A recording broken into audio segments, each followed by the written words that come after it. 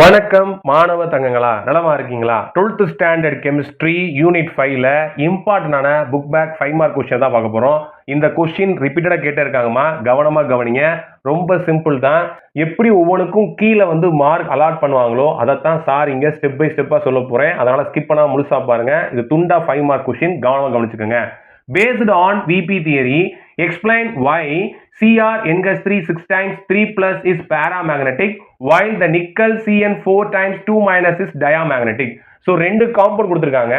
இந்த காம்பவுண்ட் ஏன் பேராமேக்னெட்டிக், இந்த காம்பவுண்ட் ஏன் டயாமேக்னெட்டிக் அப்படின்றத எக்ஸ்பிளைன் பண்ண சொல்றாங்க. சரி, முதல்ல நம்ம என்ன செய்யணும் அப்படின்னா electronic configuration of central metal ion கண்டுபிடிக்கணும். அப்ப அந்த காம்பவுண்டு நம்ம எடுத்துக்குவோம். என்ன காம்பவுண்ட் கொடுத்துருக்காங்க நமக்கு? CrNH3 6 times என்னமா இருக்கு நமக்கு 3+. ஸோ இந்த குரோமியத்தை கண்டுபிடிக்க போறீங்க, எக்ஸ்ன்னு வச்சுக்கோங்க. இது நமக்கு ammonia neutral ligand 0, overall charge +3. அப்ப X ஈக்குவல் டு +3 ஆக்சிஜன் ஸ்டேட்டா இருக்கு. அப்ப குரோமியம் இங்க +3 ஆக்சிஜன் ஸ்டேட்டா பிரசன்ட் ஆயிருக்கு. ஓகே தங்கங்களா? சரி, இப்போ நமக்கு என்ன வேணும் அப்படின்னா இந்த குரோமியத்தினுடைய எலக்ட்ரானிக் கான்ஃபிகரேஷன் நமக்கு தெரியணும். குரோமியம் என்ன நமக்கு? Cr 24 atomic number. என்ன வரும் நமக்கு?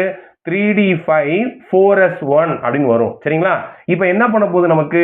Cr 3+ மாற போகுது. அப்ப என்ன அர்த்தம்? 3 எலக்ட்ரானை இது ரிலீஸ் பண்ண போகுது. அப்ப கவனிங்க, Cr 3+ உடைய எலக்ட்ரானிக் எப்படி வரும் அப்படின்னா இங்க இருந்து ஒரு எலக்ட்ரான், இங்க இருந்து 2 எலக்ட்ரான் வெளியே போயிடும். அப்ப 3d3 4s0 அப்படின்னு வரும். ஓகேவா? புரிஞ்சா உங்களுக்கு? சரி, இதை என்ன பண்ண போறோம் அப்படின்னா அந்த ஆர்பிட்டால்ல போட போறோம். 3d3 இருக்கு, 1 2 3. சரிங்களா? 4s 0வா இருக்கு. இங்க எழுதிக்கிறேன் சார், 4s 0வா இருக்கு.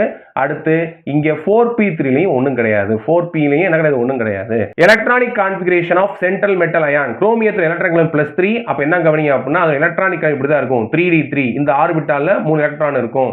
இதை நீங்க இப்போதைக்கு சைடுல எழுதி வச்சுக்கோங்க, பின்னாடி யூஸ் ஆகும். சரியா தங்கம்? Nature of the ligand. நம்ம லிகாண்ட் என்ன கொடுத்துருக்காங்க நமக்கு? இங்க அமோனியா கொடுத்துருக்காங்க.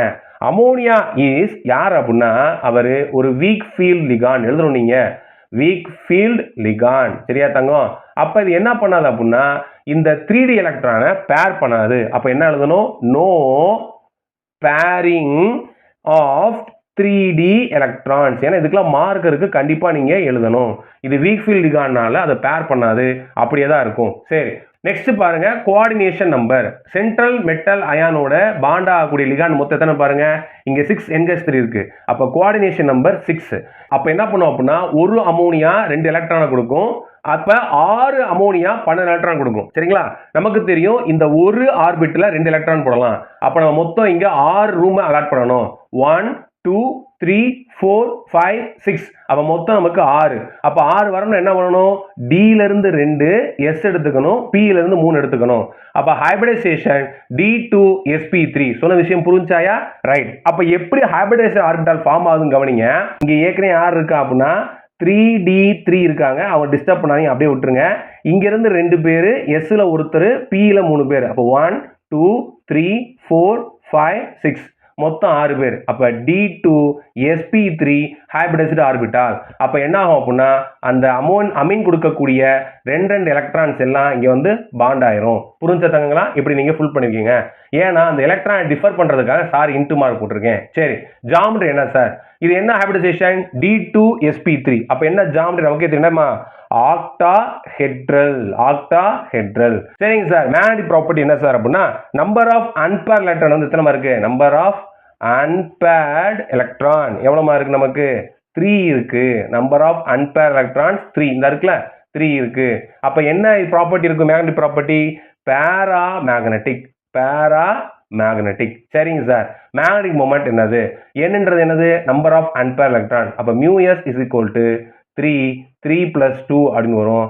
அப்ப ரூட் ஆஃப் 3 into 5 என்னமா வரும் நமக்கு? √15. அப்ப ஆன்சர் என்னன்னு பாத்தீங்க அப்படின்னா 3.872 போர் மேக்னட்டான். அதுதான் அதோட ஆன்சர். புரிஞ்சதுங்களா?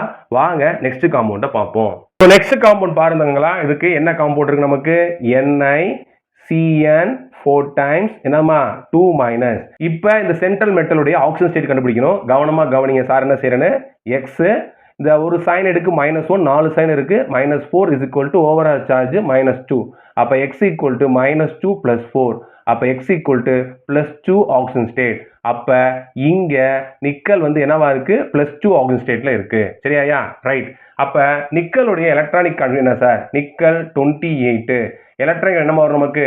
3d8 4s2 அப்படின்னு வரும். இங்கே நிக்கல் என்னவா இருக்கு நமக்கு? +2 ஆக்சிஜன் ஸ்டேட்டா இருக்கு. அப்போ என்ன பண்ணும்? 2 எலக்ட்ரானை லாஸ் பண்ணிடும். அப்போ நிக்கல் 2+ உடைய எலக்ட்ரானிக் என்னமா நமக்கு? 3d8 அப்படின்னு வரும். அப்போ அது எப்படி ஃபுல் ஆகுதுன்னு கவனிங்க.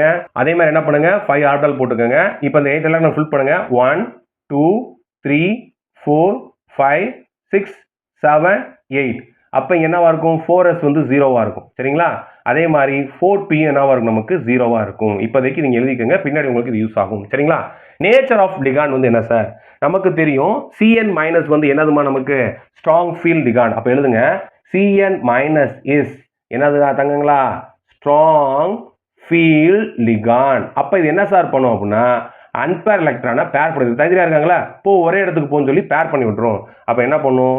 பேரிங் தி 3d எலக்ட்ரான்ஸ். அப்போ 3d எலக்ட்ரான்ஸை இது என்ன பண்ணும்? பேர் பண்ணிடும். புரிஞ்சாயா?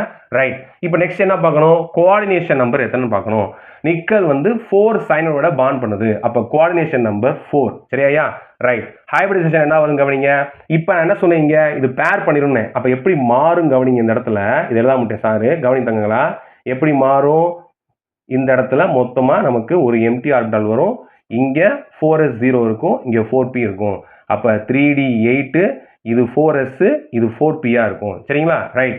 நமக்கு தேவை மொத்தம் 4 ரூம் வேணும். அப்ப 4 ஆர்பிட்டால் 1 2 3 4. அப்ப ஹைபிரிடைசேஷன் வந்து என்னதுமா? dsp2. d ல இருந்து 1 எடுத்திருக்கீங்க, s ல இருந்து 1 எடுத்திருக்கீங்க, p ல இருந்து 2 எடுத்திருக்கீங்க. அப்ப ஹைபிரிடைசேஷன் dsp2 அப்படின்னு வரும். சரியா? ரைட். இப்ப இது எப்படி ஹைபிரிடைஸ்டு ஆர்பிட்டாலா மாறுது அப்படின்னு பார்ப்போம் வாங்க. இந்த 3d8 தனியா நம்ம எடுத்து எழுதிக்குவோம். 1 2 3 4. 3d8 என்ன வரும்? எல்லாத்துலயும் 2 எலக்ட்ரான்ஸ் பிரசன்ட் ஆகிருக்கும். இங்க இந்த dsp2 ஹைபிரிடைஸ் ஆன அந்த ஆர்பிட்டால் இருக்கும், dsp2. ஸோ ஒவ்வொரு சைடும் 2 எலக்ட்ரான் கொடுக்கும். அப்ப 4லையும் என்ன ஆயிரும் அப்படின்னா எலக்ட்ரான்ஸ் ஃபுல் ஆயிரும். சரிங்க சார். இதோடைய ஜாமெட்ரி வந்து என்ன அப்படின்னா ஸ்கொயர் பிளேனார் எழுதிக்கணும். Square planar. சரிங்களா தங்கங்களா? ரொம்ப சிம்பிள் தான். ஸோ மேக்னெட்டிக் ப்ராப்பர்ட்டி வந்து என்ன பார்க்கணும்? நம்பர் ஆஃப் அன்பேர் எலக்ட்ரான் பார்க்குறோம். நம்பர் ஆஃப் அன்பேர் எலக்ட்ரான் வந்து எத்தனைமா? நமக்கு ஒன்றுமே இல்லை. கவனிங்க, எல்லாமே என்ன இருக்கும்? பேராக தான் இருக்குது. இங்கே எதுவுமே இல்லை. அப்போ 0. அப்போ என்ன மேக்னெட்டிக் இது? டயா மேக்னெட்டிக். என்ன மேக்னெட்டிக் மாதிரி? டயா மேக்னெட்டிக். சரி, மேக்னெட்டிக் மொமெண்ட் என்ன வரும்? நம்பர் ஆஃப் அன்பேர் எலக்ட்ரான் 0வா இருக்கும்போது அதுவும் 0 தான் வரும். கண்டிப்பாக இந்த வீடியோ உங்களுக்கு யூஸ்ஃபுல்லாக இருக்கும். உங்கள் நண்பர்களுக்கு ஷேர் பண்ணுங்கள். மறக்காம நம்ம சேனலை சப்ஸ்கிரைப் பண்ணுங்கள். தொடர்ந்து இணைந்திருங்க மாணவ தங்கங்களா. நன்றி.